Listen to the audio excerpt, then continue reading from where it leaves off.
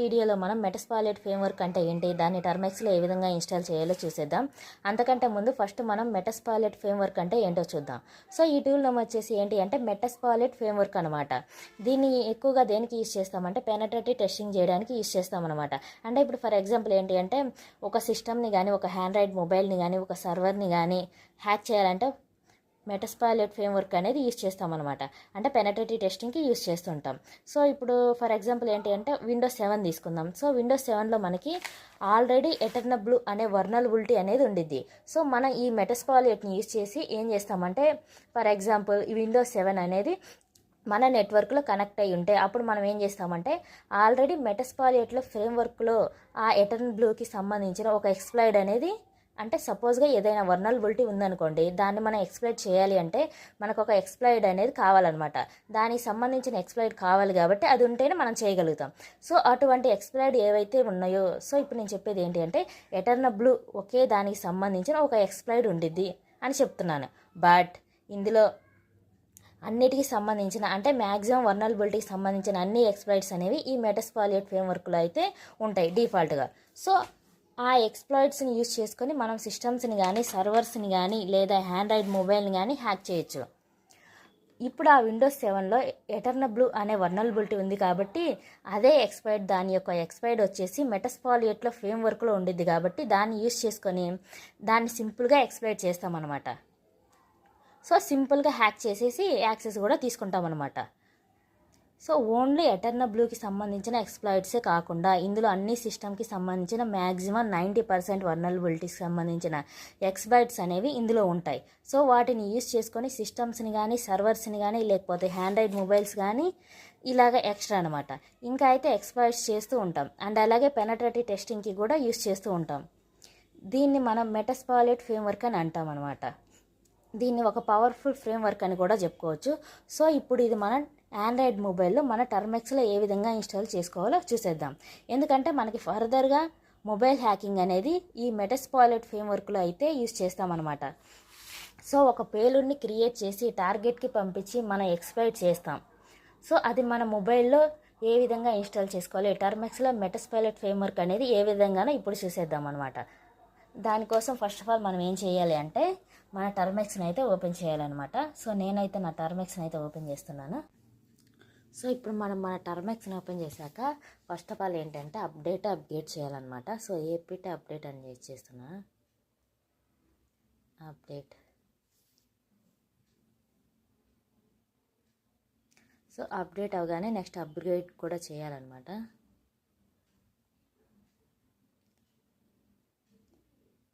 So ఇప్పుడు ఏంటి అంటే పీకేజీ ఇన్స్టాల్ wget అని టైప్ చేద్దాం. Install wget. ఇది కూడా అయిపోయింది. సో ఇప్పుడు ఏంటి అంటే మనం ఇన్స్టాల్ చేయాలి కాబట్టి దానికోసం నేను ఒక యూఆర్ఎల్ని అయితే కాపీ చేసి పెట్టేసుకున్నాను. సో దాన్ని ఇచ్చేస్తున్నాను అనమాట. ఇచ్చేసి ఇక్కడైతే పేస్ట్ చేసేస్తున్నాను. సో మీరైతే చూసుకోవచ్చు. ఈ యూఆర్ఎల్ని మీరు ఎక్కడన్నా నోట్ ప్యాడ్ మీద కానీ, లేకపోతే పెన్ను పేపర్ మీద కానీ రాసేసుకొని కాపీ అయితే చేసేసుకోండి. కాపీ చేసుకున్నాక ఇక్కడ ఎంటర్ అయితే చేసేయండి. సో ఎంటర్ చేశాక ఎల్ఎస్ అని టైప్ చేయండి. సో ఎల్ఎస్ అని టైప్ చేశాక ఇక్కడ ఏంటి అంటే chmod +x metasploit.sh అని టైప్ చేయండి. టైప్ చేసి ఎంటర్ మీద క్లిక్ చేయండి. ఎంటర్ మీద క్లిక్ చేసినాక సేమ్ మళ్ళీ అగైన్ ./metasploit.sh అని ఉండేది కదా, సో దాన్ని అయితే టైప్ చేసి ఎంటర్ చేయండి. సో ఎంటర్ చేయగానే మనకు అనేది ప్రాసెస్ అనేది స్టార్ట్ అవుతుంది అనమాట. సో కొంచెం అయితే టైం పట్టిద్ది. ఫస్ట్ టైం ఇన్స్టాలేషన్ చేసే వాళ్ళకి టైం పట్టిద్ది. అండ్ అలాగే నెట్ కూడా స్పీడ్ ఉండాలన్నమాట.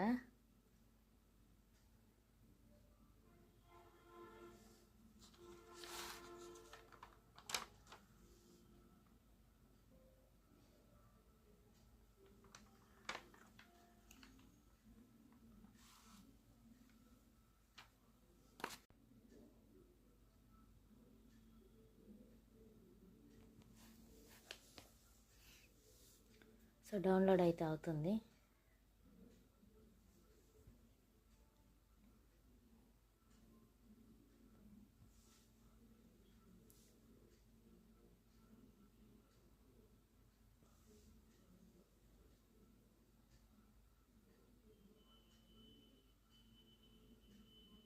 వెయిట్ చేద్దాం.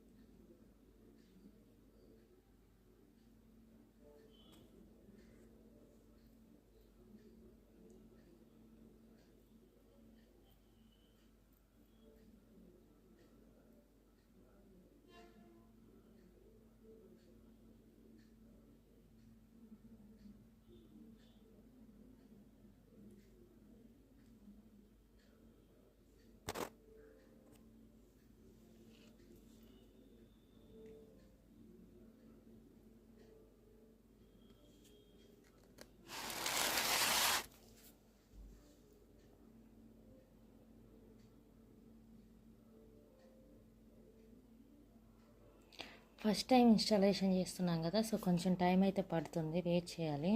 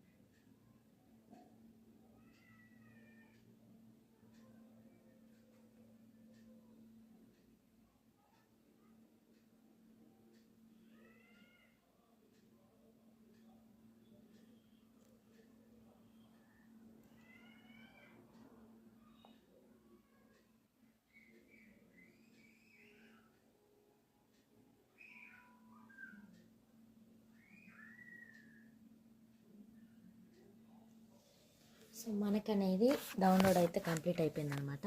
సో ఇప్పుడు ఏంటి అంటే మనం ఒక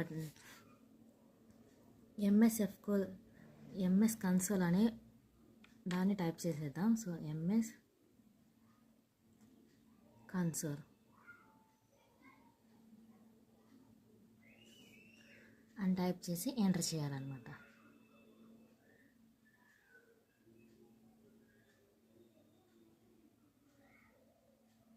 సో మనకి ప్రాసెస్ అనేది స్టార్ట్ అవుతుంది. సో మనకేంటంటే ఫస్ట్ నెట్ అనేది కొంచెం స్పీడ్గా ఉండాలి, అలాగే కొంచెం టైం కూడా పట్టిద్ది సో ఇన్స్టాలేషన్ అవ్వడానికి. సో వెయిట్ చేద్దాం. సో మనకైతే కంప్లీట్గా అయితే వచ్చేసింది అనమాట, చూసుకోవచ్చు గైస్. లోగో అనేది మనకి ప్రతిసారి అయితే మనం ఓపెన్ చేసిన ప్రతిసారి అయితే చేంజ్ అవుతూ ఉండిద్ది. సో ఇది గైస్, ఇది వీడియో అనమాట. ఓకే.